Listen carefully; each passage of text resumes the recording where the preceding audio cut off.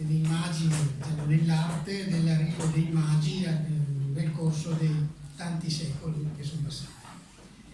Ce ne parla la professoressa Manuela Rocco, che è già stata da noi negli anni passati con altro tipo di argomento.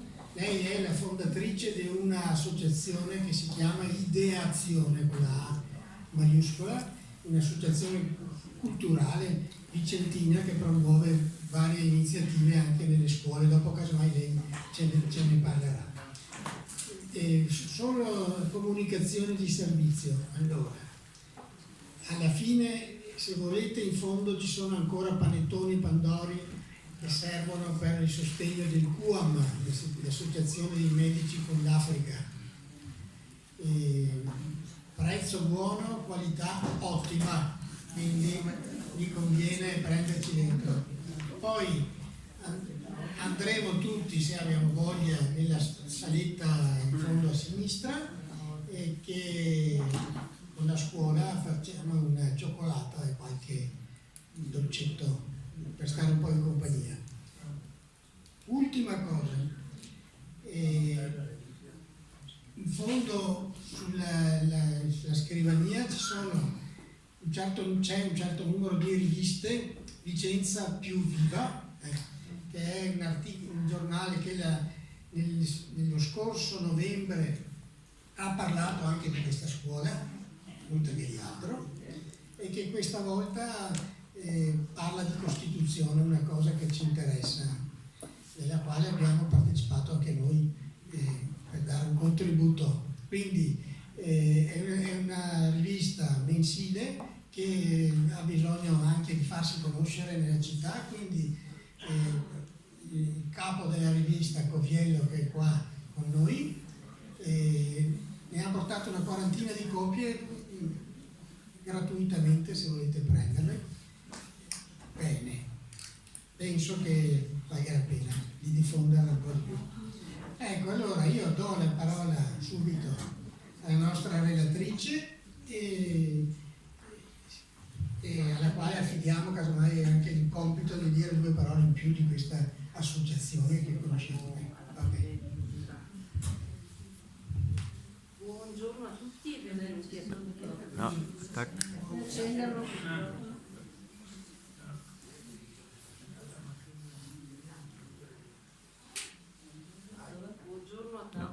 No. Sì,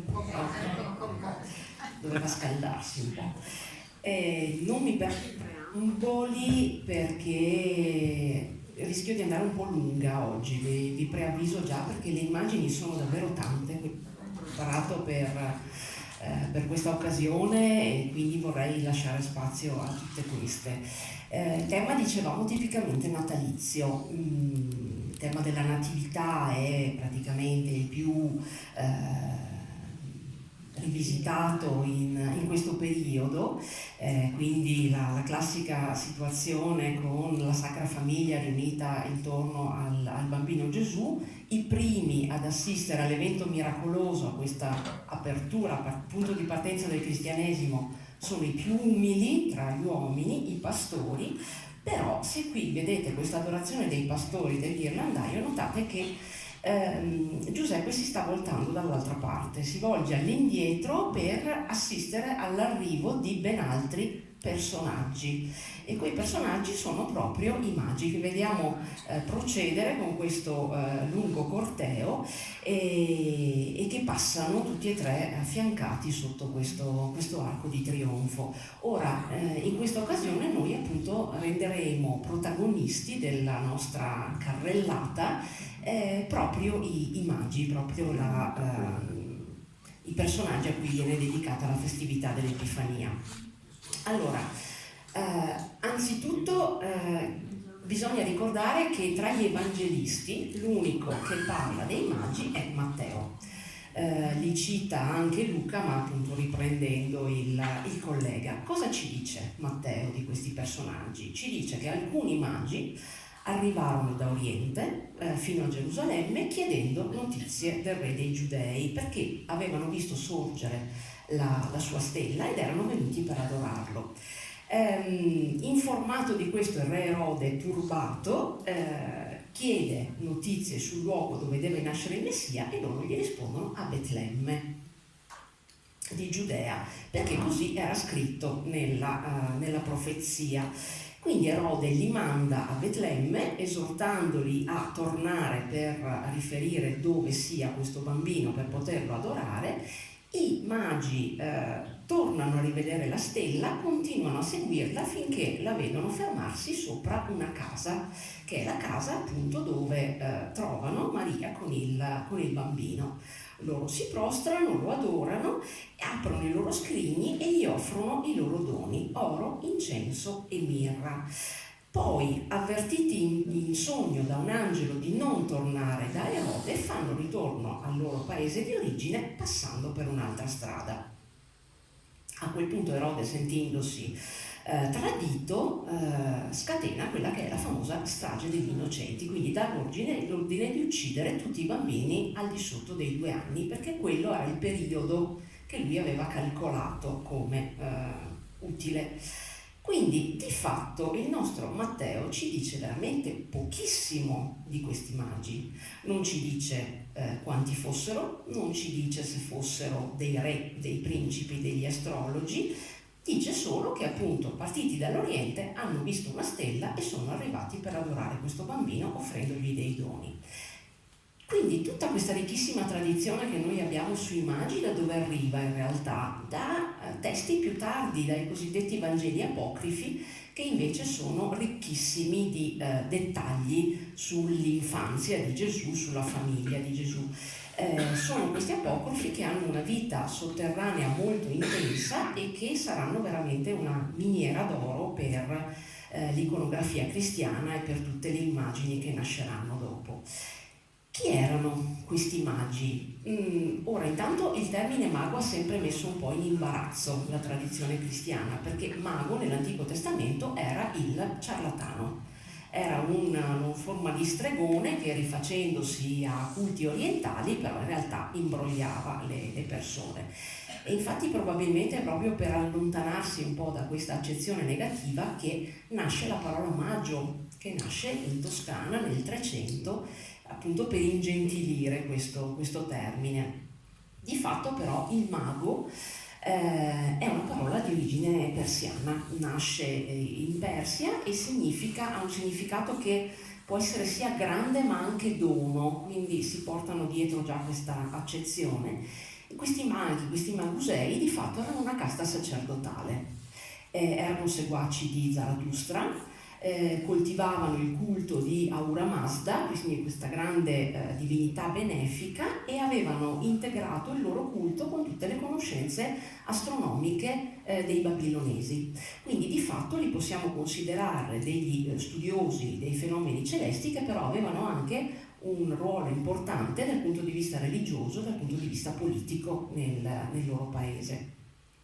Anche loro avevano un'idea ciclica del tempo, credevano in un rinnovarsi ciclico del tempo che doveva essere aperto ogni volta, in ognuna di queste età, da un messia, da un soccorritore, lo chiamavano loro. L'ultimo di questa serie, per come era previsto, doveva essere annunciato da una stella, doveva nascere da una vergine e avrebbe portato con sé la risurrezione universale e quindi l'immortalità degli uomini. Ora capite che con questo contesto culturale alle spalle il comportamento che ci viene descritto dall'Evangelista Matteo è assolutamente consono alla loro origine. Matteo ci dice che genericamente erano provenienti da Oriente, forse perché non sapeva esattamente da dove arrivassero. C'è chi ha previsto la Babilonia, chi ha previsto la Siria, chi la Media, ci sono state varie teorie. Forse appunto lui non conosceva la provenienza, ma è più probabile che volesse mantenersi volutamente in senso generico in questa definizione, proprio per sottolineare l'universalità del messaggio cristiano, cioè i magi sono i rappresentanti, i primi tra i rappresentanti di tutti i popoli pagani che accolgono il messaggio cristiano e quindi si portano dietro questo importante ruolo, tanto che il loro culto sarà particolarmente diffuso proprio tra i primi cristiani che si convertono provenendo dal paganesimo, c'è proprio questo segno di conversione. E tra l'altro simbolicamente c'è un altro fattore, questo inchinarsi dei magi davanti al bambino è un po' simbolicamente la rappresentazione dell'inchinarsi della saggezza orientale. L'Oriente era considerata la culla della sapienza in quel periodo, che però è tutta umana e si inchina davanti appunto alla divinità di questo bambino. Ora, quella dei magi fa parte di quel ristretto nucleo di immagini che costituiscono quello che è il nucleo figurativo più antico e più compatto dell'iconografia cristiana. La cosa interessante però, perché ho scelto questo tema per sviluppare un po' lo studio, perché queste figure, pur mantenendo nei secoli quello che è il loro carattere di fondo, cambiano davvero, si trasformano nel corso dei secoli, si legano molto a quello che è l'epoca in cui il tema dell'adorazione viene raffigurato, e quindi in questo senso volevo raccontarvi un po' come si estende, come si sviluppa la loro rappresentazione. Allora, quella che è considerata la prima, la più antica rappresentazione dei magi, mi scuso per l'immagine non bellissima, ma non ne ho trovata una di qualità migliore, compare nelle catacombe. Le primissime immagini sono nelle catacombe di Roma, queste della fine del secondo secolo, ed è l'immagine tradizionale, la Vergine assisa in trono, con una apparenza da matrona romana, nell'atto di esibire il bambino. Questi tre personaggi che vedete hanno tutti lo stesso andamento, la stessa postura, lo stesso atteggiamento, si avvicinano a piedi uno accanto all'altro, portando in mano i loro doni. Chi lo ha visto bene dice che sono personaggi giovani e privi di barba. La stella, vedete, non è visibile, probabilmente poteva trovarsi nella parte superiore, che però è quella anche che è più rovinata. Questo tipo di immagine appunto è quella più tradizionale ed è anche un'immagine che deriva da quello che è un topos dell'arte mesopotamica, cioè l'immagine dei popoli vinti, la raffigurazione dei popoli vinti che in segno di sottomissione si recano davanti al sovrano vincitore portando appunto con sé dei doni. L'immagine dei magi è molto diffusa nelle catacombe, con delle variazioni in questo caso sul numero, perché nella catacomba dei Santi Marcellino e Pietro per esempio sono 2, in quella di Domitilla sono 4, nella tradizione orientale sono addirittura 12. Non essendoci una specificazione da parte dei Vangeli, in questa fase l'interpretazione è ancora molto vaga. La codificazione del numero 3 avverrà un po' più tardi con i Vangeli apocrifi e nasce da cosa? Dal numero dei doni che portano, quindi oro, incenso e mirra, automaticamente si portano dietro questa numerazione di 3, considerando poi che il 3 è un numero anche che simbolicamente si presta a molte letture, le tre età dell'uomo, le tre parti del mondo, le tre dimensioni del tempo, quindi era un numero simbolicamente interessante. Oltre alle catacombe, un po' più avanti, il tema comincia a comparire anche nei sarcofagi. Io ho cercato di inserirvi qua e là alcune immagini prettamente vicentine, in modo che poi magari abbiate anche l'occasione di andarle a vedere di persona. Questo è un sarcofago della fine del IV secolo che veniva da San Felice, adesso si trova al Museo Diocesano.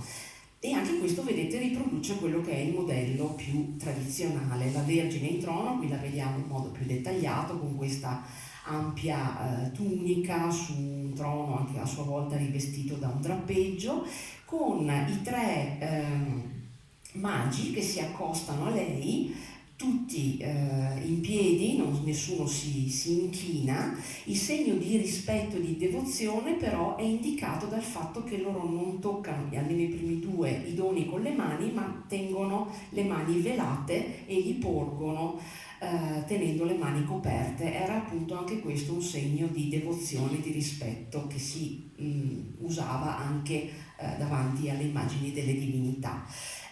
Quello che vi volevo far notare qui è principalmente l'abbigliamento dei magi, perché è proprio quello che è indicatore della loro alterità, del loro essere stranieri. I cristiani dei primi secoli conoscevano molto bene quelli che erano i sacerdoti del dio Mitra, di un culto tutto orientale che però era molto diffuso anche nell'impero romano. Mitra e i suoi sacerdoti erano rappresentati con l'abbigliamento persiano sassanide. Quindi anzitutto questo cappello frigio con questa forma conica e la punta ripiegata in avanti, una tunica corta, un mantello e gli anaxirides, cioè questi pantaloni lunghi aderenti alla gamba che erano tutti abbottonati su un lato. Dato che i cristiani consideravano questi sacerdoti di Mitra un po' come i discendenti dei magi, tendono a riprodurli e a rappresentarli con lo stesso identico abbigliamento. Vi faccio notare qui il dettaglio perché è molto bello, vediamo se riesco anche a farvelo vedere, di questi mantelli, così li vedete rigonfi, danno l'idea di un movimento rapido da parte di queste figure nei confronti della Vergine in trono. Il bambino, vedete, è piuttosto grande e già porge le mani in maniera abbastanza naturalistica a ricevere il primo dono. Altro sarcofago più o meno dello stesso periodo ma di tipologia molto diversa è questo di Boville Ernica, siamo in zona di Frosinone. Anche qui a sinistra vedete rappresentati i tre magi, il primo porta una corona in mano, però a destra troviamo già una prima rappresentazione di una tettoia sotto la quale in questa larga cesta di vimini c'è il bambino disteso e avvolto in queste fasce, riscaldato dal bue e dall'asino, e accanto c'è un personaggio che potrebbe essere un pastore, si suppone, e all'estrema destra la figura della madre. Qui si aprirebbe tutto un discorso sulla datazione del presepe, la presenza del bue e dell'asino, anche questo assolutamente che non si rifà ai Vangeli canonici, ma che compare soltanto successivamente. Ci sono diverse interpretazioni della collocazione di questa scena. La tettoia è una rappresentazione tipicamente occidentale. In Oriente, lo vedremo anche più avanti, si privilegia la grotta, perché anche questa richiamava i culti pagani che si svolgevano di solito in santuari sotterranei. Abbiamo sentito prima Matteo parla di una casa, mentre Luca tende a parlare della mangiatoia e quindi associerebbe più una stalla. A tentare di fondere un pochino le varie tradizioni è lo Pseudo Matteo, un Vangelo apocrifo molto più tardo, che racconta che Gesù sarebbe nato in una grotta e dopo 3 giorni Maria si sarebbe trasferita con lui in una stalla dove appunto avrebbe trovato il bue e l'asino e via dicendo. Torniamo però ai nostri magi, sono loro che ci interessano.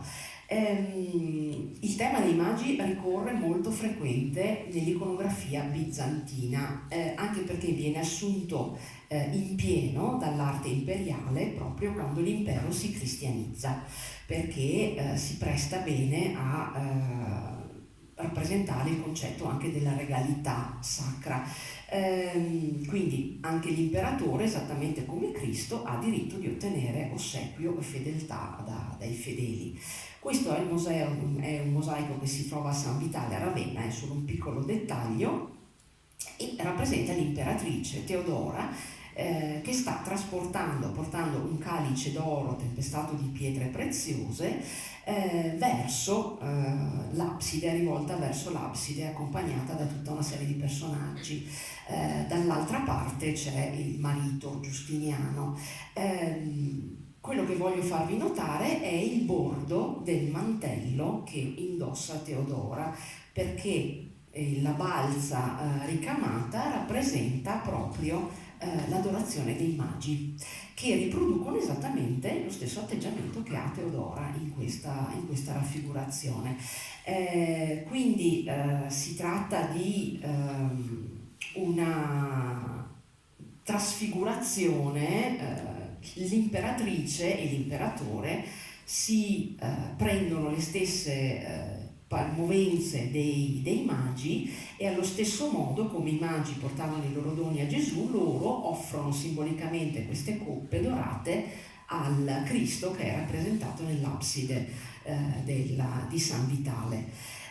A Ravenna ritroviamo i magi anche in Sant'Apollinare Nuovo. Qui sono proprio in testa a tutto un corteo di vergini e si stanno rivolgendo verso la Madonna in trono.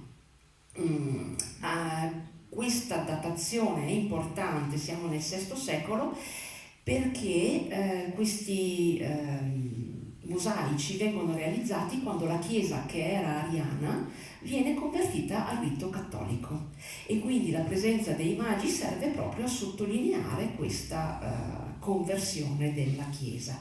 Anche qui vedete sono molto ben evidenti gli abiti tradizionali, qui li vediamo anche colorati, quindi molto preziosi, il berretto frigio, il mantello, la tunica e questi pantaloni aderenti. Sopra vedete che compare anche l'elenco dei nomi: Baldassarre, Melchiorre e Gaspare. Questa aggiunta però sarebbe successiva, come pure qualche studioso sottolinea che anche le barbe sarebbero state aggiunte successivamente. Il mosaico avrebbe subito delle modifiche.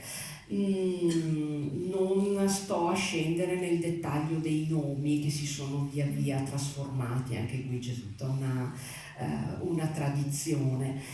Vi faccio notare invece la presenza della stella a 8 punte che i magi stanno seguendo. È una stella dal valore simbolico importante, molto, molto frequente, perché intanto era già rappresentata un segno di speranza per i Caldei, e poi l'8 simboleggiava anche per i cristiani la nuova vita, la resurrezione, il battesimo, e quindi è un'immagine particolarmente diffusa. E adesso però volevo mostrarvi un paio di immagini, due interpretazioni del tema che sono estranee alla cultura imperiale e anche alla cultura sia quella occidentale che a quella bizantina.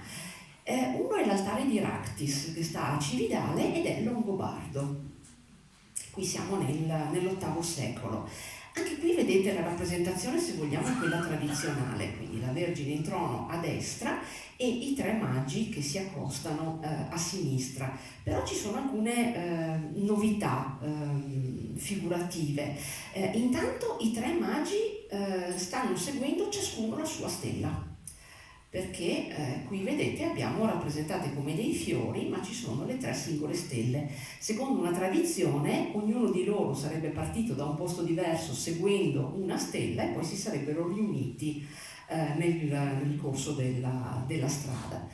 In più guardate come sono vestiti, hanno degli strani copricapo, hanno questa parvenza insomma molto, molto stilizzata, portano tutti e tre, sembrano delle corone, e anziché avere gli anassirides persiani indossano le crura fasciales, cioè queste bende che venivano avvolte dal ginocchio fino alla caviglia ed erano tipiche del costume longobardo, quindi si portano già dietro un po' della cultura longobarda. Vi faccio notare qui alle spalle del trono di Maria questo piccolo San Giuseppe che comincia a comparire, poi parleremo un pochino più nel dettaglio di lui.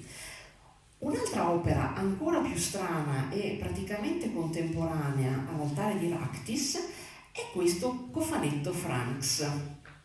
Questo è decisamente meno noto, tutt'altra provenienza, perché qui siamo probabilmente in un'opera che viene dalla Northumbria, cioè era uno dei regni anglosassoni, uno dei 7 regni anglosassoni che viveva sia di influenze germaniche sia di influenze latine.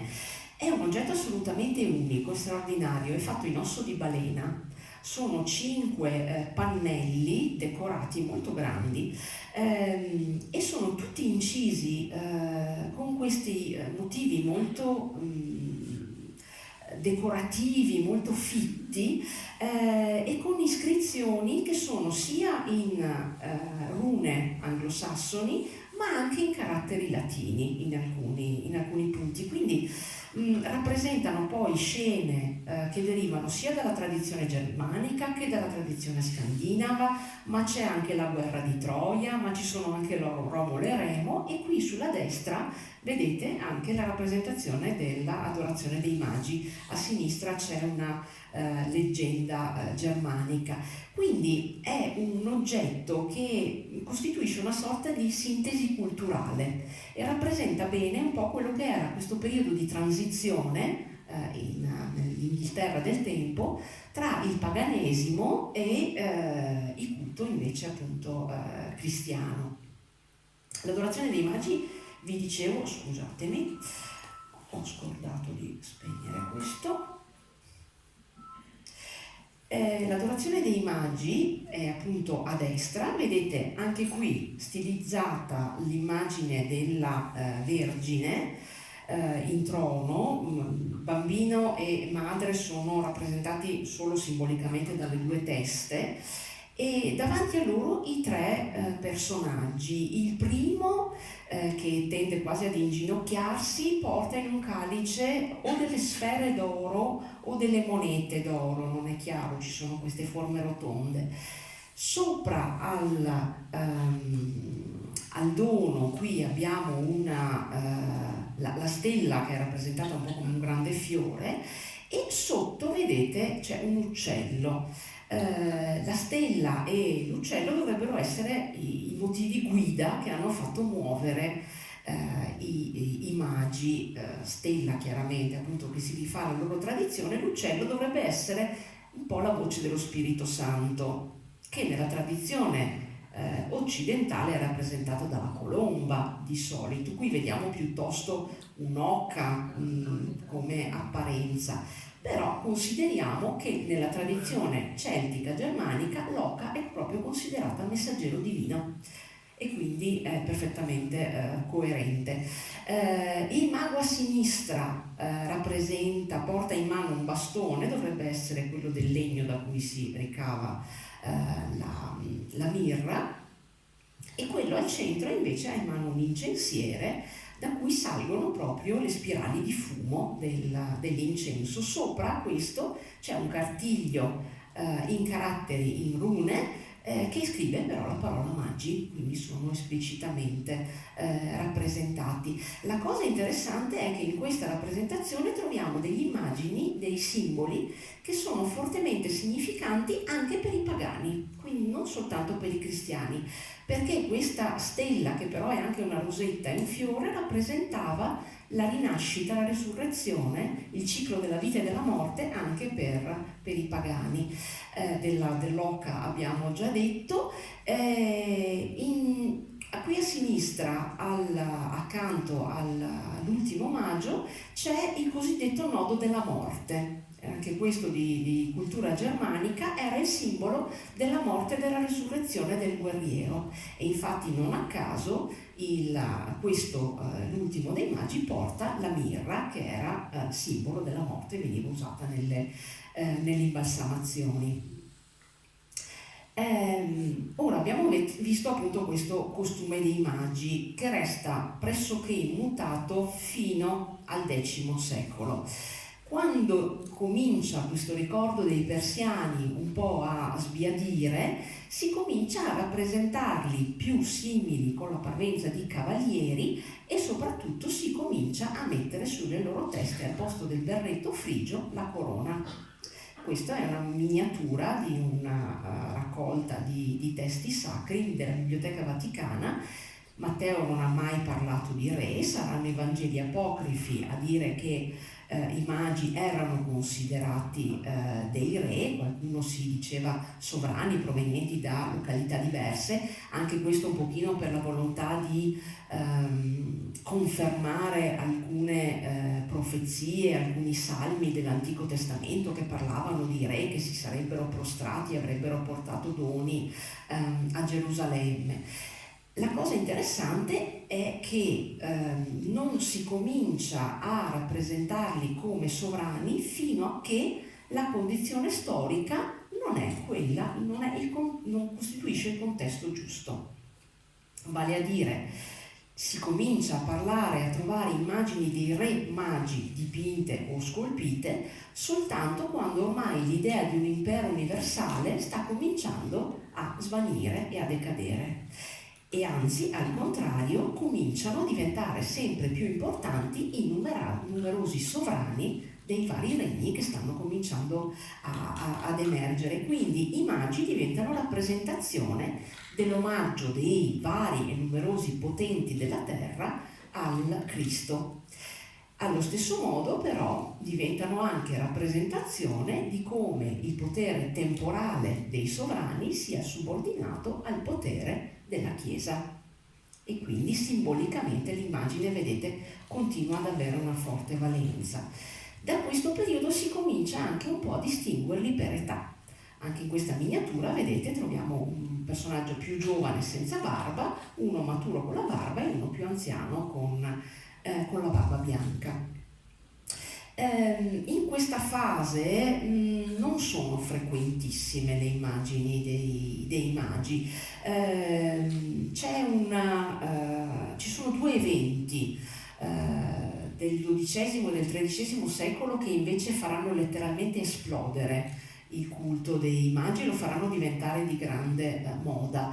La pubblicazione e l'enorme diffusione della Leggenda Aurea di Jacopo da Varagine, questo domenicano che scrive questa ricchissima collezione di vite di santi, che scrive nel dettaglio una storia molto elaborata dei magi, stracolma di particolari, tanto che l'arte medievale attinge a piene mani a questo testo per produrre tutta una miriade di immagini diverse. Secondo la Leggenda Aurea, appunto, i magi si sarebbero incontrati una volta al mese prima di partire sulla cima del Monte Vittoriale per cercare di avvistare la stella che era stata profetizzata dal profeta Balaam nell'Antico Testamento. Balaam parlava di una stella che sorge da Giacobbe e uno scettro che sorge da Israele.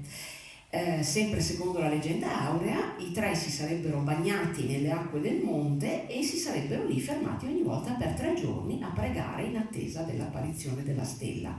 Il giorno della nascita di Gesù, la stella apparve nella veste di bellissimo bambino, dicendo loro di andare in Giudea a venerare appunto il re neonato. Questa scena viene raffigurata in questo arazzo olandese cinquecentesco, dove vedete sulla destra i magi si stanno lavando i piedi in questo rituale di purificazione, e spero che sia abbastanza chiara, la stella riporta anche l'immagine di questo bambino che già reca in spalla la croce della passione, quindi viene già rappresentato in questa forma. A partire da questo momento cominciamo anche a vedere rappresentato sempre più spesso il viaggio dei magi. Quindi questi cavalieri, perché questa veste assumono, vengono rappresentati sui portali, qui in questo caso la cattedrale di Pisa o nel Duomo di Fidenza. Nel Duomo di Fidenza, vedete, sono anche ben leggibili le corone in testa ai personaggi, e l'immagine si sta facendo sempre più vivace. Ci sono anche alcuni dettagli che sono veramente curiosi e portano a raffigurazioni molto originali. In questa miniatura, per esempio, vediamo Erode che riceve la visita dei magi, e Erode è rappresentata in una maniera un po' particolare, perché ha in mano questa enorme spada, ma soprattutto c'è questo diavoletto nero che è stato in parte cancellato a braso, ma ancora si vede abbastanza bene, perché secondo la leggenda sarebbe stato proprio il diavolo a sussurrare, a suggerire ad Erode cosa rispondere ai magi in modo da indurli a scoprire dove si trovava il bambino. Breve parentesi su quello che avviene a questi tre personaggi dopo l'adorazione. Il Vangelo ci dice solo che appunto passano per una strada diversa e non tornano più da Erode, e quindi lo fanno perché vengono avvisati in sogno da un angelo, e allora ritroviamo alcune rappresentazioni di questo sogno. Questo si trova in una chiesa di Autun, il sogno dei magi. Qui siamo nel 1130 la trovo un'immagine assolutamente incantevole, perché guardate la delicatezza di questo angelo che col ditino si avvicina a indicare, a svegliare solo uno dei magi, e infatti solo uno ha gli occhi aperti, gli altri continuano a dormire tranquillamente sotto questa coperta bellissima. Con l'altra mano, sempre con delicatezza, indica la stella che sarà quella appunto da seguire. 2 secoli dopo l'immagine si fa decisamente più realistica. Quindi qui l'angelo rappresentato da Giovanni Pisano diventa molto più imperioso, quindi strattona per un braccio uno dei magi e indica appunto la strada da seguire per andarsene. I gesti sono molto più naturalistici, fate caso anche a come la postura dei magi sia molto più naturale, questi magi addormentati con la testa sostenuta dal braccio e con le gambe leggermente ripiegate sotto alle coperte. Anche qui ne avrei trovate altre 10 di immagini bellissime, ma ho dovuto selezionare. Il viaggio, secondo qualcuno, avviene per mare, e quindi la rappresentazione molto essenziale dei magi su una nave nella cupola del battistero di Firenze, oppure un po' più tarda quella del Pesellino, che rappresenta una vera e propria flotta che accompagna, in questo caso sarebbe Melchiorre, che vedete seduto su questa sorta di trono dorato, accompagnato da un'intera flotta che lo riporta in patria. Nel Medioevo si diffondono tutta una serie di leggende anche su quello che avviene ai magi dopo il loro rientro. Sarebbero stati battezzati, avrebbero fatto costruire una chiesa, una cappella sul Monte Vittoriale dove avevano visto la stella per la prima volta, sarebbero morti tutti ultracentenari, quindi molto longevi, e sarebbero stati sepolti l'uno accanto all'altro in Persia, a Saba. Secondo una tradizione, le loro reliquie sarebbero state prelevate dall'imperatrice Elena e poi trasportate dal vescovo di Milano appunto a Milano, dal vescovo Eustorgio. Trasporto un po' faticoso e un po' ardimentoso. Nel momento in cui questo carro si rifiuta di procedere con il suo viaggio, Eustorgio si ferma e decide che lì deve essere realizzata la chiesa che dovrà ospitare le spoglie dei magi, che sarà appunto la chiesa di Sant'Eustorgio, tuttora dedicata a lui. Questa chiesa conserva ancora un trittico che appunto è dedicato alla storia dei magi e rappresenta tutta la loro vicenda. Peccato che prima delle crociate di culto dei magi a Milano non ci sia assolutamente traccia. Quindi sembra che appunto questo fatto sia appunto puramente leggendario e che invece, se reliquie sono arrivate a Milano, siano arrivate soltanto in epoca molto più tarda, appunto con le crociate. Quindi vi dicevo 2 eventi importanti per la diffusione del culto. Uno, la leggenda aurea che ci dà tutti questi particolari. 2, la traslazione di queste reliquie, perché a un certo punto le reliquie da Milano vengono portate a Colonia in Germania. e questo avviene in un anno ben preciso documentato, 1164. È l'anno in cui il Barbarossa ha raso al suolo Milano, è il momento in cui doveva far capire concretamente il suo potere imperiale e far percepire la propria autorità. Una volta arrivato a Milano, Barbarossa dà retta al suo cancelliere, che era l'arcivescovo di Colonia, che gli dice che Milano, essendo città ribelle, non è degna di conservare le spoglie dei magi e che quindi queste vanno trasferite appunto a Colonia. In questa maniera le reliquie hanno lo scopo principalmente di rinforzare ulteriormente la dinastia degli Svevi, a creare una specie di culto per la monarchia sacra e a trasformare Colonia stessa, che era veramente a pochi chilometri da Aquisgrana, la città di Carlo Magno, in una grande sede di pellegrinaggio. Questo viaggio è ampiamente documentato, raccontatissimo, dura 33 giorni, passano per Pavia, per Torino, la Svizzera, attraversano le Alpi, e salgono lungo la valle del Reno e raggiungono appunto Colonia. Lungo tutto questo percorso si moltiplicano immagini, raffigurazioni pittoriche, scultoree, ma anche insegne degli alberghi, delle locande, ai tre magi, ai tre re, alle tre corone, che tuttora sono presenti. E quindi questa diventerà a sua volta una grande via di pellegrinaggio. A Colonia le spoglie dei magi vengono collocate in un enorme reliquiario di argento dorato, è il più grande realizzato in Europa a quel tempo e si può ammirarlo tuttora nella cattedrale della città.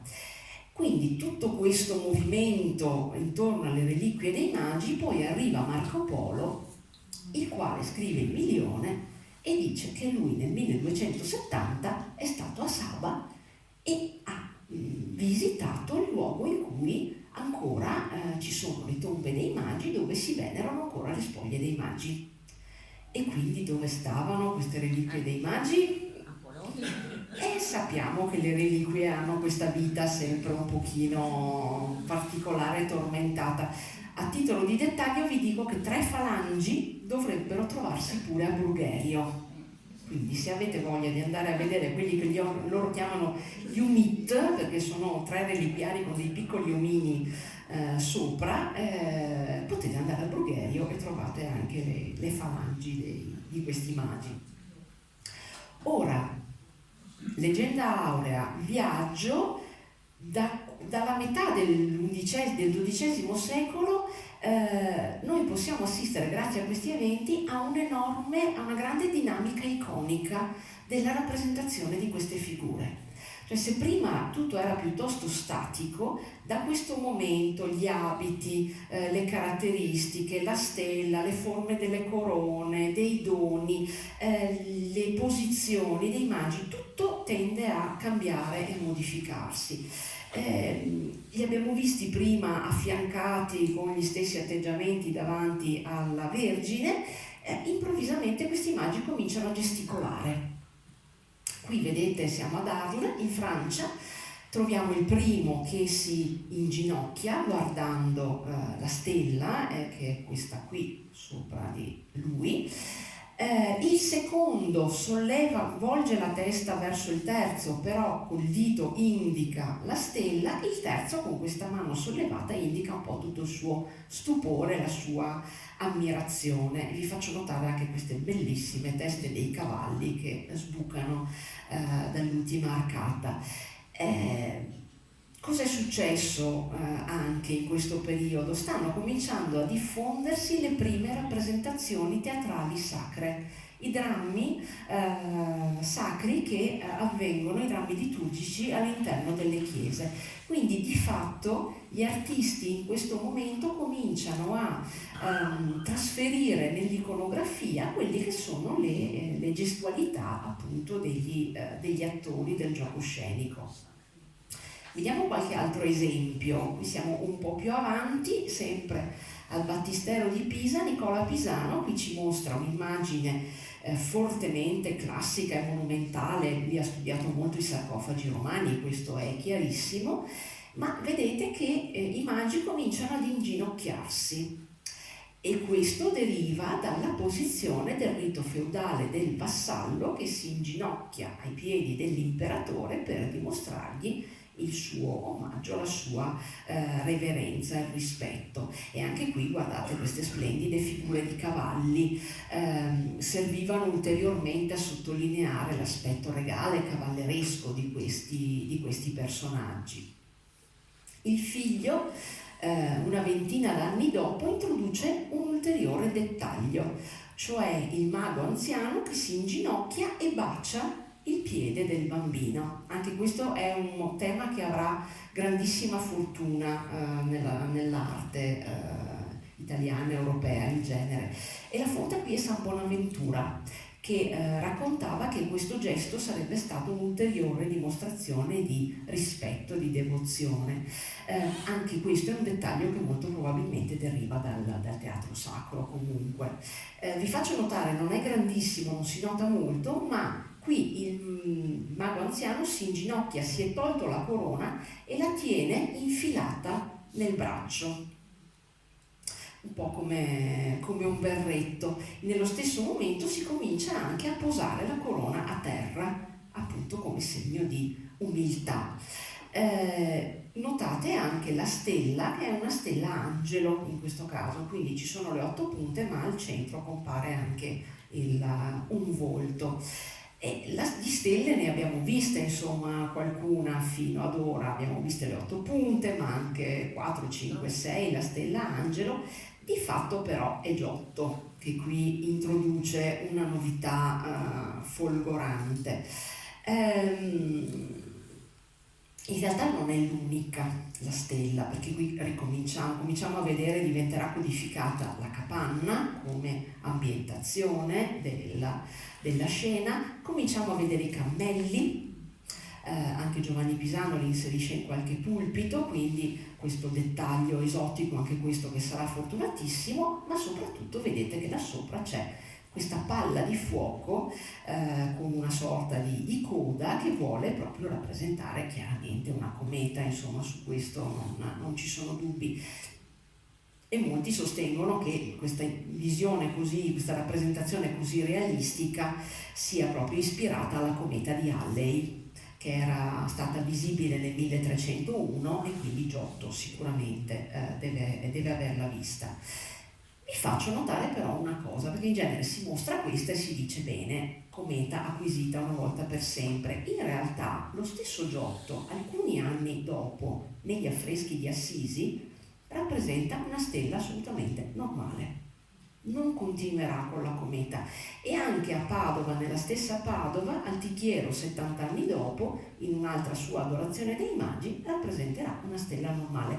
Ci vorrà circa un secolo perché la cometa cominci davvero a soppiantare la stella tradizionale nelle scene.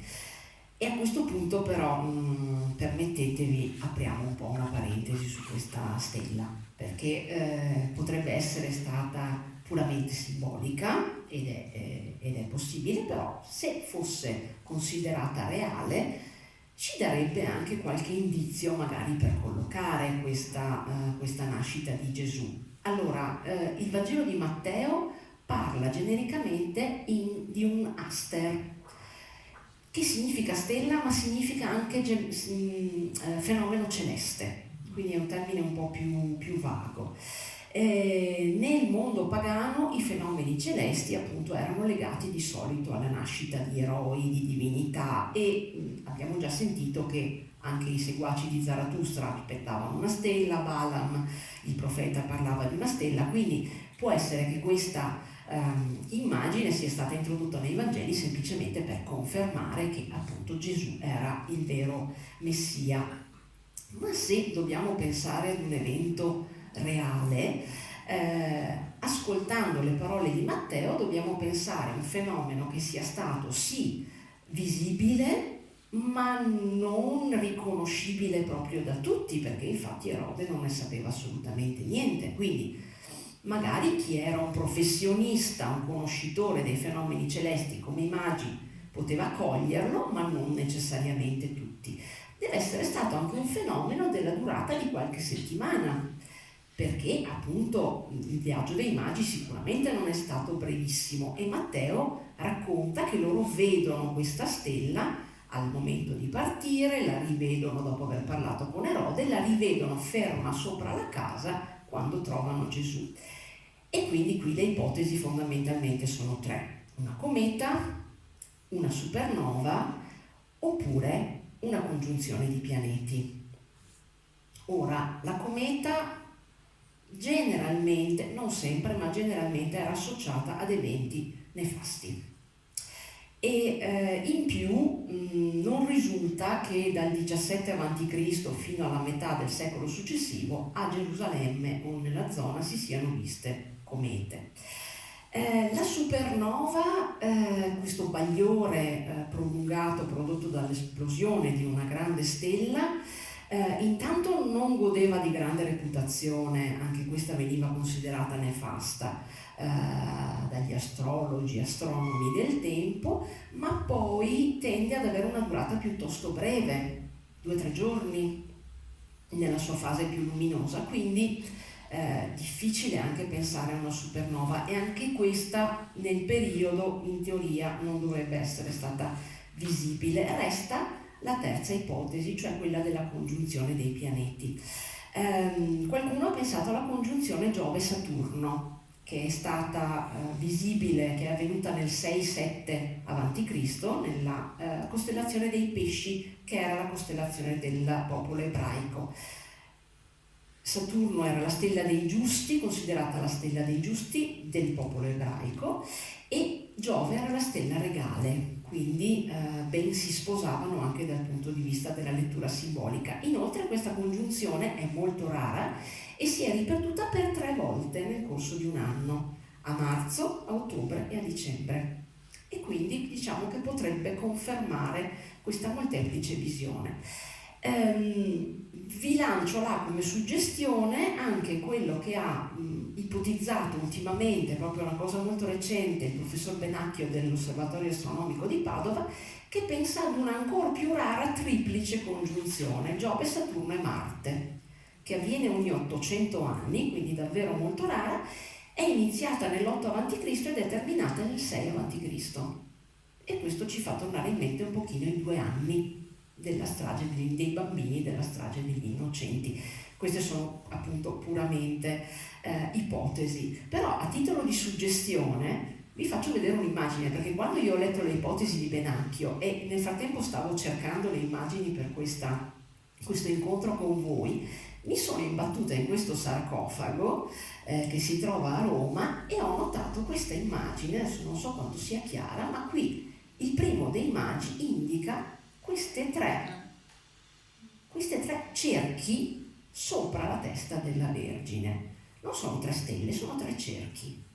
E lì mi è sorto un pochino il dubbio: 3 pianeti in congiunzione, forse? Chi lo sa? Ve la butto là, è una cosa proprio così per ragionarci su. Allora, abbiamo visto con Giotto si comincia a precisare un po' l'ambientazione. Vi dicevo che appunto in Occidente è la tettoia, nella tradizione orientale invece si tratta appunto della grotta.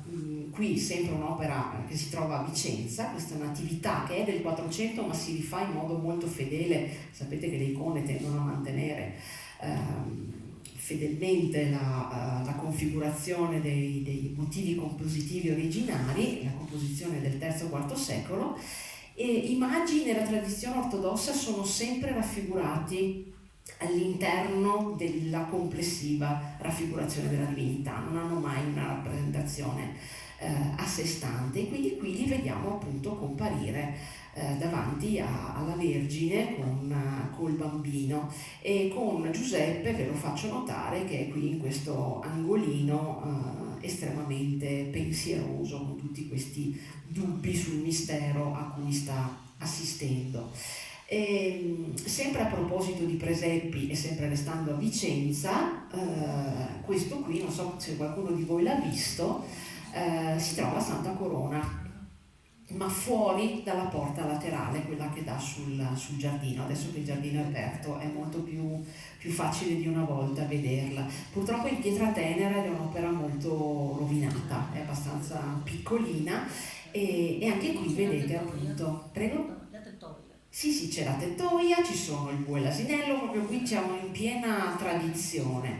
La cometa, la vedete, e comincia a vedersi alle spalle dei magi anche un po' il corteo dei servitori che li accompagnano. Ecco, questa vi invito a vederla da vicino, è bassa, quindi la potete vedere molto bene.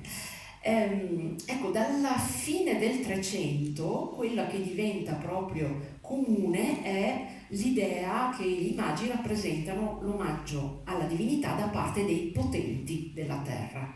E allora come rendere questo clima regale, questo manifestare il lignaggio dei committenti, aggiungendo questo tema, vi accennavo, del corteo. Questo corteo dei paggi, dei cavalieri che accompagna i sovrani, che diventa via via più ricco, più sontuoso e che soprattutto si presta a tutta una serie di variazioni fantasiose su personaggi, su dettagli particolari. Qui per esempio è un'immagine piuttosto rara, particolare, è una miniatura dei fratelli dell'Embur che rappresenta l'incontro dei 3 cortei dei magi che appunto sono per strada, si incontrano in questo punto, convergono tutti verso il tabernacolo e arrivano però ciascuno con il proprio corteo. Vi faccio notare la rappresentazione di questo ghepardo, che è una specie di gattone che accompagna. Sempre per dare un'idea appunto dell'importanza dell'essere cavallereschi di questi personaggi, cominciano ad avere sempre maggiore visibilità anche gli stendardi, le insegne. E quindi li troviamo rappresentati il più delle volte con decorazioni che si rifanno a disegni astrali, quindi stelle, lune, ma qualche volta compaiono, qui non è visibilissimo ma è una sorta di demonietto nero, figure un pochino misteriose che dovrebbero rifarsi appunto al credo pagano da cui provengono i magi. L'omaggio reso dai potenti resta praticamente dominante come tematica durante tutto il Rinascimento, anche perché è un momento in cui a sentirsi principi non sono solo i veri principi, i veri re, ma anche i mercanti, i borghesi, che cominciano a farsi strada dal punto di vista dello stato sociale, e quindi si comincia a rappresentare per esempio l'immagine in contesti molto più attuali, la si rappresenta all'interno di città dalla parvenza più moderne, nelle campagne, e si identifica la scena con gli eventi mondani più noti del tempo. Ecco, questo esempio che ci offre Gentile da Fabriano, che è agli Uffizi di Firenze, è splendido da questo punto di vista, perché è proprio clima cortese, si rifà a quello che era stato il grande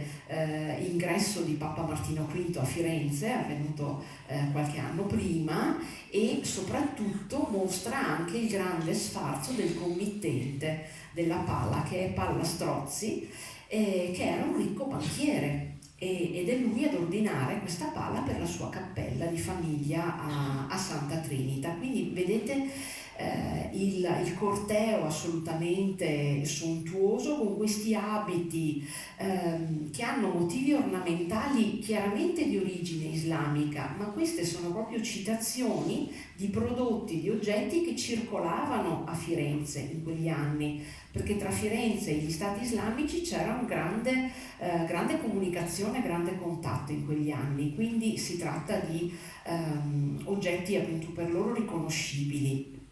Grande amore per i dettagli. Guardate ad esempio il dettaglio del paggio che toglie gli speroni al re più giovane. Anche questo un segno di umiltà, tanto quanto la deposizione della corona a terra. Oppure vedete un po' più nel dettaglio tutta una serie di copricapi, i destrieri che vengono a loro volta decorati, abbelliti con queste insegne dorate, tutta una serie di animali esotici, ci sono i cammelli, le scimmie, c'è il falco, questo bellissimo copricapo con le piume di pavone, va letto veramente per ogni singolo centimetro quadrato questo dipinto. Il committente si fa ritrarre qui proprio alle spalle del mago più giovane, al centro del dipinto, proprio a rappresentare di essere degno di far parte di questa comitiva. Diciamo che in scene del genere di religiosità ce n'è poca e di sfacciata esibizione di ricchezza invece ce n'è davvero tanta.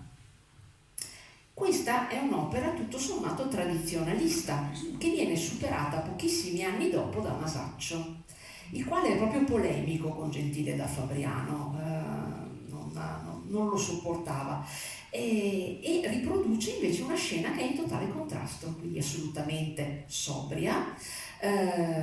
Lo sfondo diventa nudo, essenziale, nulla, pochissimo di prezioso, e c'è veramente qui una relazione tra le figure divine e gli uomini. E però vi faccio notare che anche qui spiccano al centro questi due personaggi un po' enigmatici, vestiti secondo la moda del tempo. Questi comunque sono i due committenti, un notaio e suo nipote, che si fanno raffigurare proprio al centro del dipinto. Quindi questo ci dice che i nuovi borghesi stanno assumendo mano a mano un ruolo via via più importante anche come committenti di opere d'arte, e questa diventa un po' una novità. Qualche volta, anche qui mi scuso un po' per la qualità dell'immagine, si cambia la disposizione dei personaggi, si colloca la Vergine al centro per dare una maggiore rilevanza, maestosità alla Sacra Famiglia.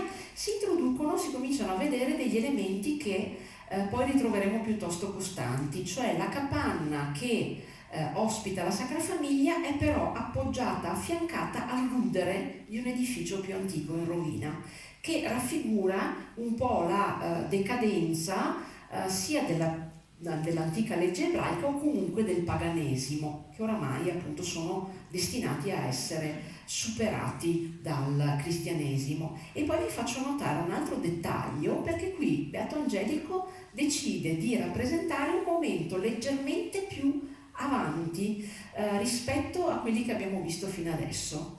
Cioè qui i primi due magi hanno già depositato i loro doni, li vedete, sono tutti e tre qui per terra, si sono già rimessi le corone in testa, stanno chiacchierando tra di loro, mentre ad essere prostrato è l'ultimo, soltanto il terzo. E vi faccio notare che qui i magi non hanno i nimbi, non hanno l'aureola sopra la testa.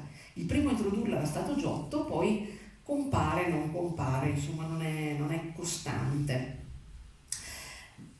Beato Angelico ama un po' le innovazioni, qui decide di avere un'ambientazione, vedete, molto strana, con questa sorta di cinta murata, ma soprattutto anche qui introduce un dettaglio particolare. Il mago anziano, che ha già reso omaggio, sta chiacchierando con Giuseppe. Quindi da una parte, amichevolmente e in maniera molto confidenziale, i due si mettono a chiacchierare, a conversare, ed è la stessa immagine che ritroviamo rappresentata anche qualche decennio dopo da Giovanni di Paolo nell'altro dipinto a destra. Ecco, il nostro Giuseppe. Giuseppe è un personaggio chiave nel Vangelo di Matteo, però nell'episodio dei Magi non compare, non viene citato, e questo comporta che il personaggio, la figura di Giuseppe non è quasi mai presente nelle immagini appunto dell'Epifania prima del XII secolo, è molto raro trovarlo. Al contrario, i Vangeli apocrifi sono ricchissimi di dettagli su di lui, sui suoi dubbi, e quindi diventerà invece a partire dal XII secolo una figura piuttosto comune. Lui rappresenta un po' viene raffigurato spesso come l'uomo pensieroso, e di pensieri doveva averne parecchi, insomma si ritrova padre di un figlio che non è suo, di un bambino che è nato poverissimo ma viene venerato dai potenti della terra, di un bambino che però è Dio. E quindi insomma la figura è problematica. E anche il passaggio dell'ambientazione che lo fa diventare via via più importante, perché avete visto con la grotta lui tendeva ad essere più distante dal fulcro della rappresentazione. Col passaggio alla capanna lui tende ad assumere un po' il ruolo di protettore della Sacra Famiglia, quindi compare sempre più spesso accanto alla Vergine. Allora, in qualche caso lo troviamo molto distante, qui lo vediamo proprio in fondo dietro a quell'arco che si sta avvicinando alla casa. In qualche caso lo fa proprio da cassiere, perché si preoccupa di prendere i doni, ricevere i doni e metterli dentro una bella cassapanca al sicuro. Poi qualche volta decide di prendersi cura delle necessità del bambino, e quindi in questo altare tedesco lo troviamo col pentolino pronta con la pappa per il bambino direttamente. Il bambino però sembra più attratto dalle monete d'oro che gli vengono offerte dal re, che è inginocchiato davanti a lui. Questa la trovo un'immagine bellissima. E poi a volte si occupa anche di far asciugare i pannolini. Questo è un particolare del trittico di Bosse, lo troviamo seduto su questa cesta da bucato rovesciata mentre fa asciugare i pannolini davanti al fuoco, ed è lo stesso tema che poi viene riprodotto dal Brusa Sorzi qui a Verona. Questo lo trovate a Castelvecchio, che fa sempre asciugare i panni davanti al fuoco. Ecco, vi volevo portare anche una piccola carrellata dei doni, di come si evolvono, perché dalle prime semplici corone si fanno via via più raffinati e quindi diventano mano a mano delle autentiche raffigurazioni dell'oreficeria del tempo. Quindi certe opere si possono proprio datare anche osservando semplicemente. Guardate, questo reliquiario è una cosa spettacolare. I più bravi secondo me i migliori sono i fiamminghi, che riescono a realizzare dei capolavori di fantasia. Vedete questa nave d'oro con una conchiglia sormontata da un cristallo trasparente, sono davvero incredibili. Ora, dicevamo appunto, i doni all'inizio erano molto semplici, una corona semplicemente, poi oro, incenso e mirra diventano più codificati. Perché oro, incenso e mirra? Perché questi tre doni intanto erano proprio legati alla tradizione persiana. Anche i sacerdoti di Ahura Mazda, i Magusei, offrivano oro, incenso e mirra al loro dio. Comparivano come riferimento nell'Antico Testamento, profezie sull'oro e l'incenso in particolare, e Matteo è molto attento anche a rispettare queste prefigurazioni. E poi c'è qualcuno che si è preoccupato anche di interpretare, di leggere in qualche modo simbolicamente questi doni. Quindi dall'VIII secolo si comincia a considerare che l'oro sarebbe un tributo alla regalità del Cristo, l'incenso invece un omaggio alla sua divinità, e la mirra invece usata nelle imbalsamazioni alluderebbe alla sua morte e quindi alla sua natura umana. Poi c'è San Bernardo, che secondo me è impagabile, che invece vuole avvicinare i doni alla quotidianità della vita della Sacra Famiglia. E quindi l'oro sarebbe stato perdonato per aiutare la Vergine nella sua situazione di povertà, l'incenso sarebbe servito per profumare l'aria della stalla e la mirra serviva per liberare dai vermi il bambino. Il nostro San Bernardo la vedeva così. Poi sui doni anche qui milioni di particolari, ma ve li risparmio. Ecco, abbiamo già visto che il bambino in molti casi appunto dimostra di apprezzare molto il dono delle monete d'oro, soprattutto nelle opere di area tedesca e fiamminga compaiono di frequente queste immagini con il bambino che tuffa le manine negli scrigni preziosi. Allora, abbiamo parlato di questi committenti che colgono l'occasione per autocelebrarsi rappresentando i magi. Questa è la cavalcata dei magi di Gozzoli a Palazzo Medici Riccardi di Firenze, è la più grande pittura su questo soggetto esistente, sono 640 metri quadri, sono 3 pareti, è tutta una cappella privata all'interno del palazzo e vuole proprio replicare, rispondere in qualche modo all'opera di Gentile da Fabriano.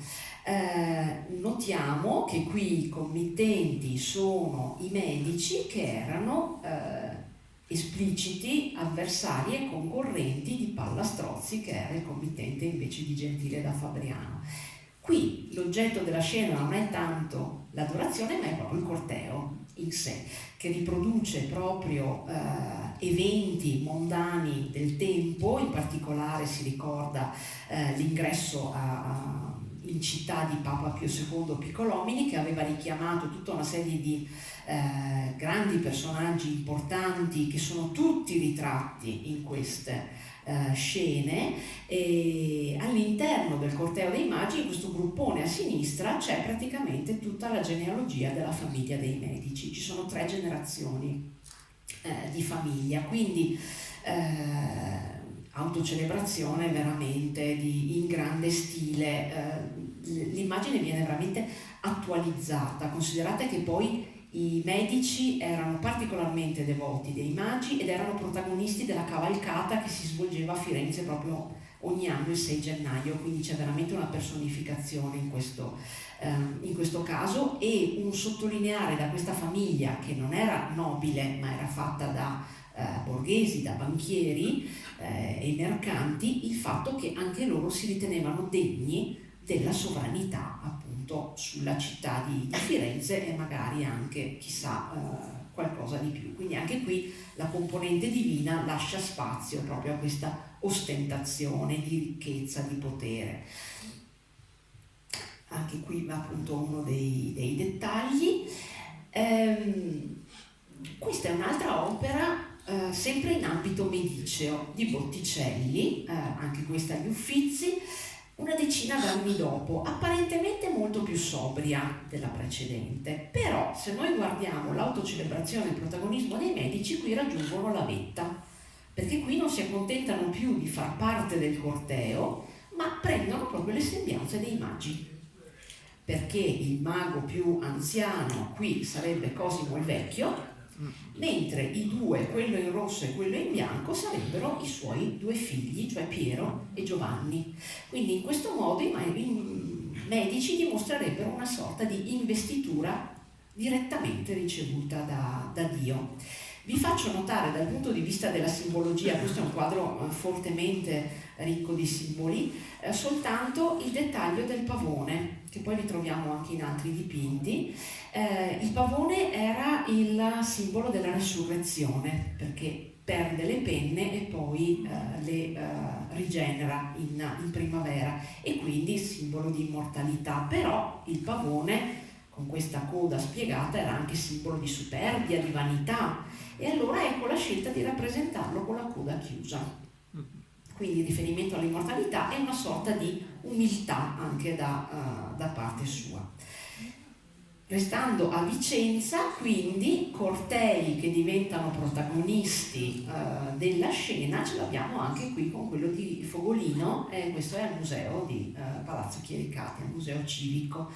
Anche qui abbiamo questo fastoso e vivace corteo ricchissimo di colori e di dettagli, che scende per questo sentiero a serpentina e diventa veramente il protagonista della scena. L'adorazione diventa quasi un pretesto per rappresentare questa scena così molto vivace. Ci sono tutta una serie di dettagli, vi mostro solo questi: i paggi, i nani, sullo sfondo l'elefante, le scimmiette, e poi soprattutto c'è un'ambientazione che è un po' a metà tra il fiabesco e l'archeologico, perché qui ci sono una serie di dettagli che sono frutto dell'invenzione, dell'immaginazione del pittore, però ci sono anche dei chiari riferimenti alla città di Vicenza, perché qui potete riconoscere la porta di Santa Croce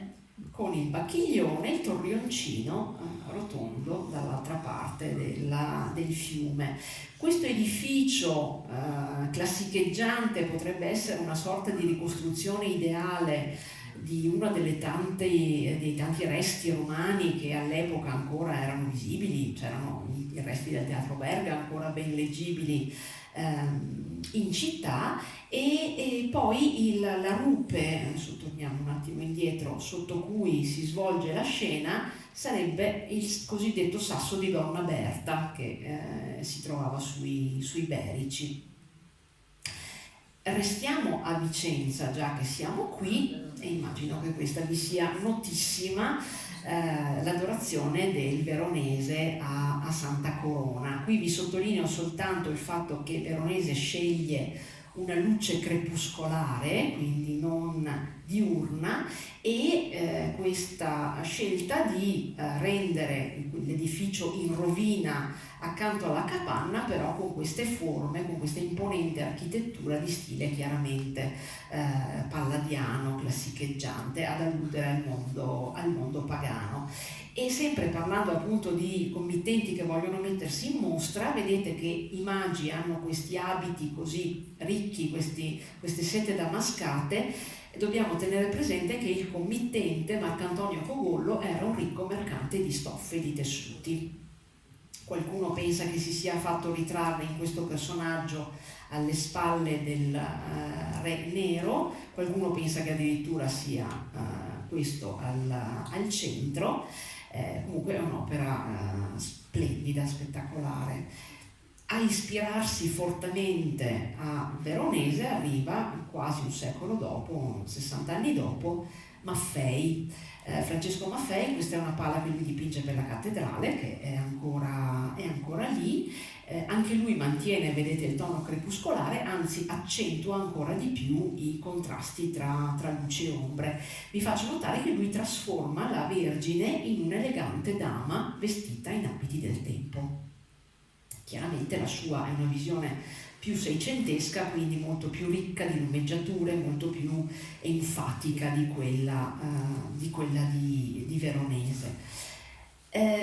Altri due citazioni vicentine che si rifanno sempre un po' al modello di Veronese. Quella a sinistra si trova a San Domenico, è l'altar maggiore della chiesa di San Domenico di Maganza.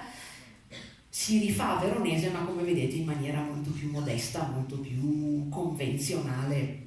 È un'opera che io ritengo molto bella per quelli che sono i dettagli alla base, che sono una vera e propria natura morta, i dettagli di costume delle donne del tempo, se uno vuole capire un pochino quello che era l'abbigliamento dell'epoca.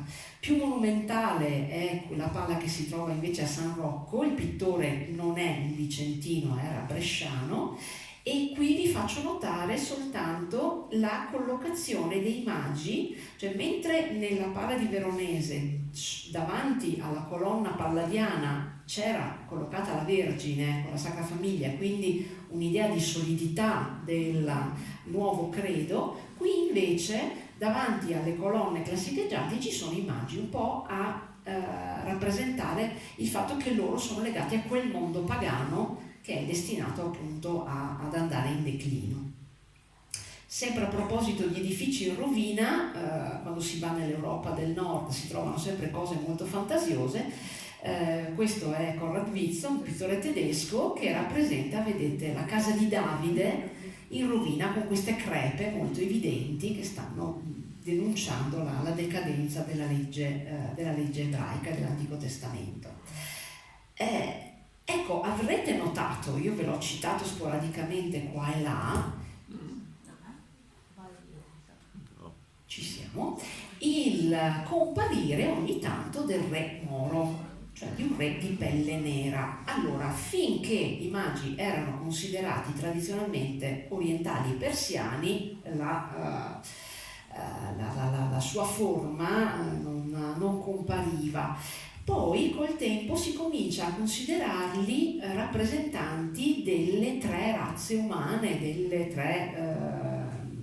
tre popoli principali umani discendenti dai figli di Noè. E era stato lo Pseudo-Beda nell'VIII secolo a parlare per primo del fatto che uno dei magi doveva essere Fuscus, cioè nero, appunto. Però si arriva molto più avanti prima di osare introdurre un mago di pelle nera all'interno delle rappresentazioni, perché il nero era associato alla morte, al diavolo, era un colore visto in senso negativo.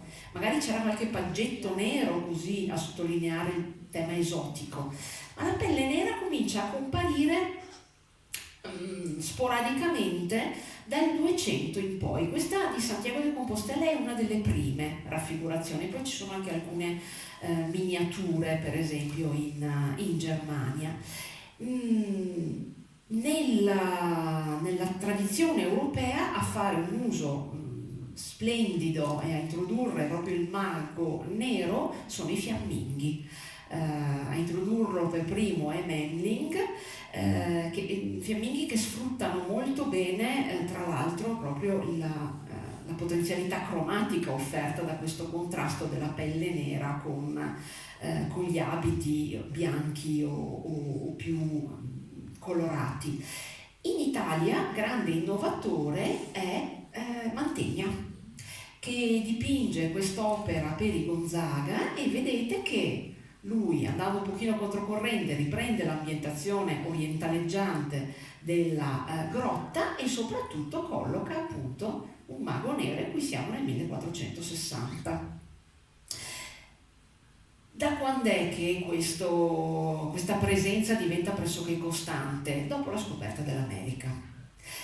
Vale a dire nel momento in cui arriviamo a questo cambiamento epocale per cui gli europei iniziano a esplorare l'Atlantico, a stabilire delle basi commerciali e ahimè anche schiaviste in Africa, si cominciano a conoscere alcuni popoli nuovi di cui prima non si era a conoscenza, e quindi diciamo che queste pennellate nere in realtà dimostrano quella che è una nuova curiosità verso questi popoli di cui si ignorava l'esistenza. Ovviamente a livello simbolico questo estende ulteriormente l'universalità del messaggio cristiano, che si estende a questo punto all'intero mondo.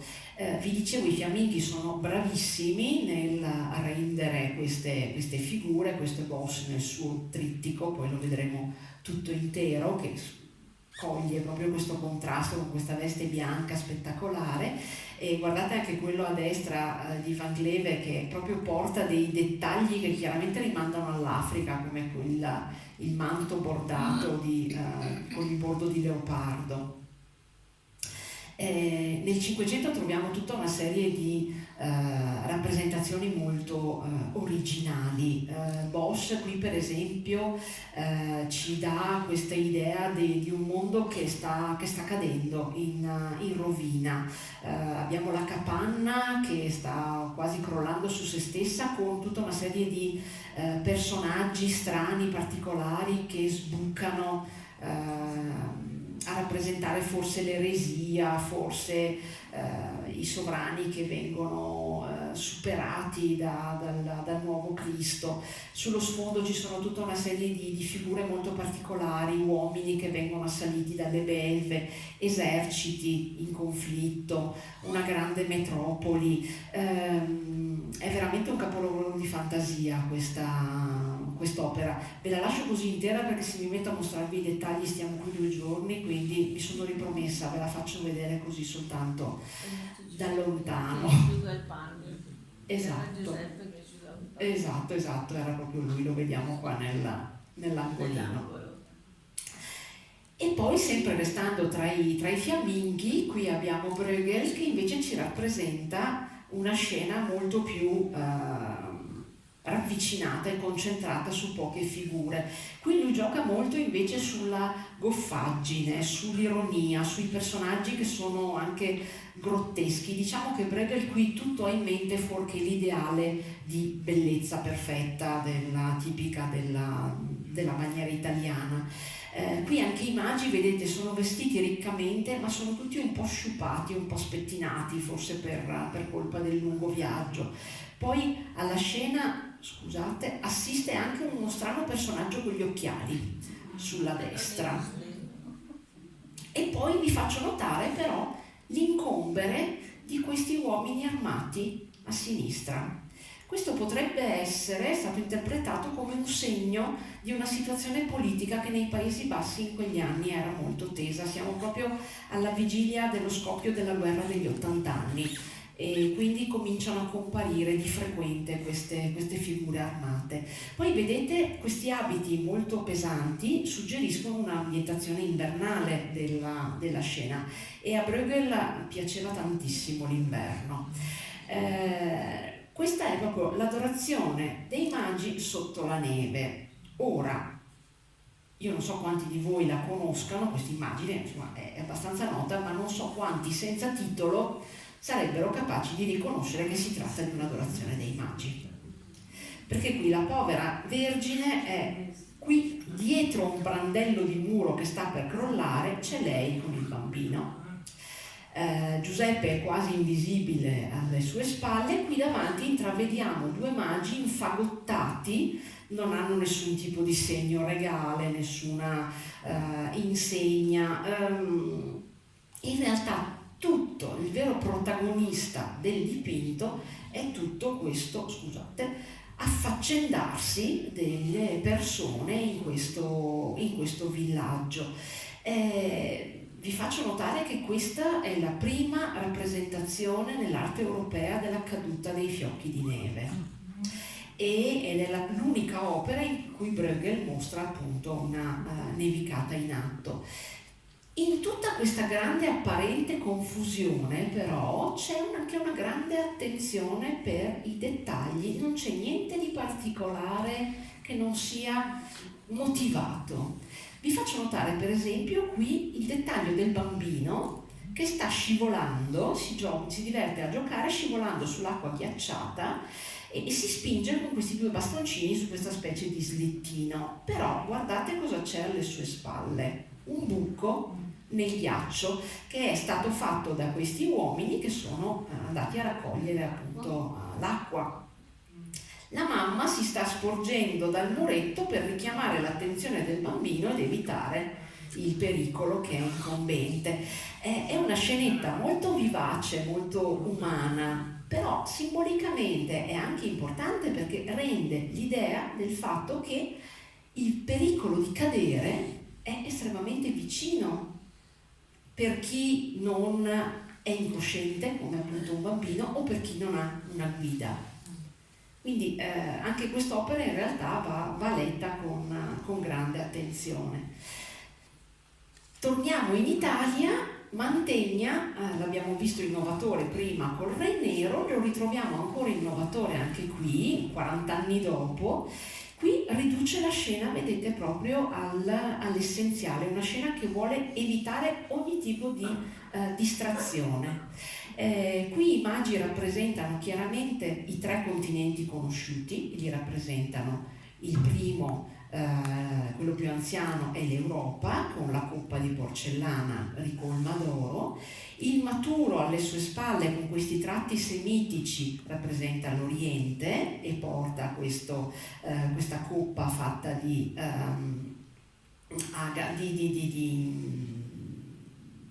non mi ricordo più di cosa sia fatto, no, non è indicato, e il più giovane che porta invece la coppa per la mirra fatta di agata. Altra innovazione, tutti indossano turbanti al posto delle corone, eccetto, e anche la Vergine a sua volta si adatta all'uso del turbante. E a proposito proprio di turbanti, vi volevo mostrare questa.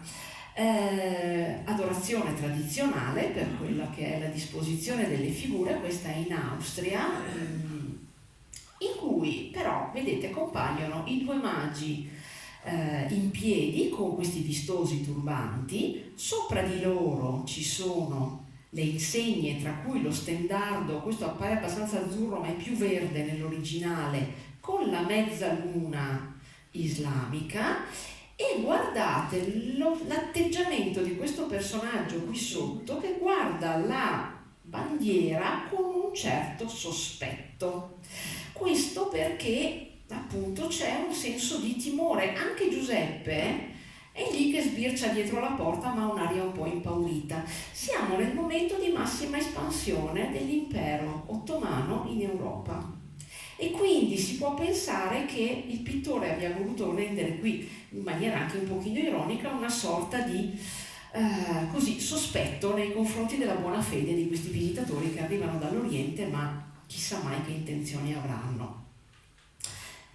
Altra visione rivoluzionaria è quella che ci offre Leonardo da Vinci, perché nega tutto quello che abbiamo visto fino ad ora e si limita a mostrare questa scena con un'autentica folla, sorpresa, sconvolta, che assiste alla esposizione di questo bambino. Quindi questa possiamo dire è un'autentica epifania, cioè la dimostrazione, l'esposizione, la manifestazione della divinità all'umanità.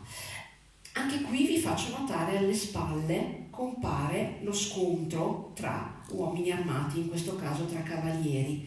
Scontri tra uomini armati compaiono molto di frequente. Questa è un'epoca in cui l'Europa è devastata da guerre continue e quindi con la scusa di rappresentare il seguito dei magi che secondo la leggenda aurea si sarebbe scontrato con alcuni soldati mandati da Erode, diventa anche un pretesto per mostrare delle scene magari anche di assedio molto più recenti.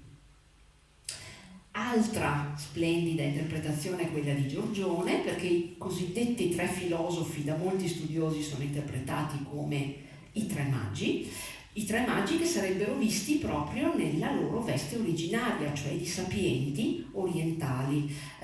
Vedete le tre età diverse, il mago al centro ha il turbante, quello a destra in giallo in origine aveva in testa una sorta di diadema a ventaglio, simbolo sacerdotale orientale che poi è stato cancellato. Qui vi mostro questa cosa semplicemente per il dettaglio del cagnolino, che vedete fa quello che qualunque cane maschio fa davanti a qualunque palo in qualunque posto del mondo. Questo dipinto era stato realizzato da Tiziano per Ippolito d'Este, doveva andare in dono al re di Francia. Siccome il re di Francia, Enrico II, nel frattempo muore, la casa degli Este decide di rimettere sul mercato l'opera, però ha cancellato il cagnolino, facendo arrabbiare furiosamente Tiziano, perché ha dato veramente agli Este, che si sono macchiati di questo gesto oltraggioso, li ha chiamati proprio persone ignoranti. Lui si arrabbia moltissimo. Con l'ultimo restauro il cagnolino è stato ritirato fuori e l'hanno rimesso al suo posto. Ecco, il 600 è l'epoca in cui le innovazioni sono pressoché finite. Il grande momento di vivacità e di fantasia iconografica è quello del 4 e 500. Nel 600 gli artisti tendono a riprodurre quelle che sono le manifestazioni tradizionali, l'abbiamo già visto tra Maffei e Veronese, e o eccedono, come in questo caso, come per Rubens, in esempi così fastosamente barocchi, traboccanti e spettacolari. Questa è una tela enorme, è larga quasi 5 metri, oppure offrono delle interpretazioni più interessanti, come questo Leonard Brenner, è un olandese anche lui, che sceglie di raffigurare questa scena notturna in cui c'è questa luce che drammaticamente proviene dal bambino e illumina le persone intorno in maniera molto violenta, sconvolgendo appunto chi assiste alla sua esposizione. Chi mi conosce poi sa che io in genere vado a cercare dettagli femminili dove posso. Non è stato facilissimo in questo caso trovare adorazioni dipinte da pittrici, ma Artemisia è venuta in aiuto. Questa è la sua pala per la cattedrale di Pozzuoli ed è la sua prima commissione pubblica importante nel momento in cui lei decide di trasferirsi a Napoli, e gli studiosi qui tendono a sottolineare il fatto che lei ha, probabilmente per cercare di rendere più vicina l'opera al pubblico del luogo, tende a far assumere degli atteggiamenti più spagnoleggianti. Il vescovo di Pozzuoli in quel periodo era spagnolo, anche i personaggi. Cioè il volto della Madonna sembra quasi un ritratto e ha un'aria molto mediterranea. I personaggi stessi, guardate il re in piedi, hanno un'aria veramente molto, molto mediterranea, come pure quello inginocchiato che tende a sgranare gli occhi, ad avere un atteggiamento veramente molto turbato al cospetto del bambino. Magi che vi faccio notare sono molto grandi rispetto alle dimensioni della Sacra Famiglia, che invece risulta un pochino più sproporzionata e piccola rispetto ai magi. Più o meno contemporaneamente a Vicenza Carpioni dipinge invece quest'altra adorazione. Non solo lui con la bottega, pare che a lui si debba attribuire solo il mago, a destra il manto di quello inginocchiato in giallo e probabilmente la Vergine. Questo si trova all'Oratorio delle Zitelle e fa parte di tutto un ciclo sulla storia della vita della Vergine che lui ha dipinto per quell'oratorio. Esiste un altro suo dipinto al Museo Diocesano, ma quello vi invito ad andarlo a vedere direttamente di persona, così avete anche l'occasione di vedere il resto. Avvicinandosi sempre di più all'epoca contemporanea, il tema si fa sempre più raro, sempre più infrequente, e in molti casi diventa proprio il pretesto per opere che sono estremamente decorative. Quindi questo per esempio è un arazzo che è stato realizzato dalla ditta Morris per una cappella neogotica di Oxford, e riprende, vedete, questo sfondo a 1000 fiori che era quello tipico degli arazzi quattrocenteschi fiamminghi. Questa è un'opera che ha avuto un successo commerciale enorme, ne esistono almeno 10 repliche. Altro caso per esempio è questo, che è la copertina dell'illustrazione di una rivista del 1900 di questo illustratore tedesco naturalizzato americano. Oppure un altro esempio che si trova più dentro nel Novecento è questa visione di Emil Nolde che vuole rendere proprio con questi colori puri, primordiali, tornare quasi all'arte primitiva. Io ve l'ho messa questa a titolo documentario per farvi capire cosa avviene anche nel Novecento. Non sono molto amante personalmente di questo tipo di opere. Decisamente interessante è l'ultima rappresentazione del Viaggio dei Magi, che è di questo James Tissot. Questo era un pittore che era molto noto tra fine 800 e primi 900 per la rappresentazione della vita mondana della bella società inglese e francese del tempo. Lui era un francese che poi si trasferisce in Inghilterra e a un certo punto a fine secolo ha una sorta di crisi mistica e comincia a fare una serie di viaggi in Palestina e riproduce tutta una serie di opere a sfondo religioso, mistico, che sono veramente molto interessanti e diventeranno i suoi capolavori assoluti. E questa immagine dei magi io la trovo veramente molto bella e modernissima, la realizza proprio a cavallo tra un viaggio e l'altro in Palestina. E poi mi piace salutarvi con una curiosità. Questa è la nostra ultima opera. Forse non sapete che, sempre restando in tema di pittrici, la pittrice veneziana Rosalba Carriera aveva una particolare devozione per i magi e li includeva regolarmente nei suoi pastelli quando questi erano destinati a viaggiare. Lei prendeva questi piccoli santini che venivano stampati appunto a Venezia e li inseriva, li infilava dietro al telaio dell'opera. E infatti sono stati, una volta che si è scoperta questa cosa, si sono trovati decine di santini sparsi per mezzo mondo appunto dietro alle sue opere. E il testo di accompagnamento di questi santini generalmente dichiarava che questa immagine dei magi aveva lo scopo di proteggere i viaggiatori. Allora vi dico, dai momenti difficili durante il viaggio, dal mal di testa, l'epilessia, la febbre, la stregoneria, qualsiasi tipo di maleficio e la morte improvvisa. Lei sosteneva che ogni volta che inseriva questo santino nei suoi dipinti, questi arrivavano sempre sani e salvi. E così allora ho pensato che volevo usare anch'io la stessa immagine per augurare anche a tutti voi buon viaggio attraverso la vita e buone feste.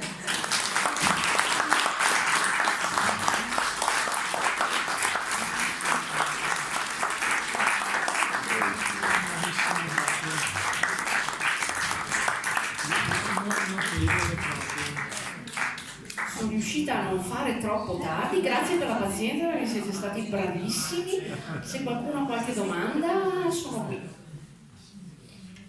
Se invece avete bisogno, voglia di panettone, di rinfrancarvi. Sì, una chiave di citare un'adorazione di magi che c'è nelle chiese di San Giuliano a Vicenza. Non le ho citate tutte. Alto atesino tedesco. Sì? Non le ho potute e volute mettere tutte perché ho voluto darvi qualche suggestione. Fatevi un giro per le chiese e per i musei perché vi assicuro ne trovate di veramente interessanti. Anche questa è stata oggetto di una visita guidata, no? Sabato per la città. Ah, recentissima. C'era un'esperta che spiegava questo quadro. Perfetto, quindi vi invito anche ad andare a San Giuliano perché quella l'ho tralasciata effettivamente, colpevolmente. Onestamente le suggestioni sono state più di una. Sì, spero appunto di non avermi travolti, ma è stato difficilissimo perché le immagini erano anche qualche decina in più, poi mi sono imposta un taglio, sì, bisognava. No, poi mi piaceva l'idea comunque di inserire anche qualcosa di locale perché credo che meritasse. Molto interessante. È anche bello. Ecco sì, credo che qualche bella immagine ce la portiamo a casa oggi, no? Io direi che oggi c'era più da ascoltare ed è adesso per fare domande speciali perché... Se qualcuno avesse qualche curiosità in particolare, no? Comunque sono qui anche dopo. Il simbolo del bue e l'asinello, che simbolo è?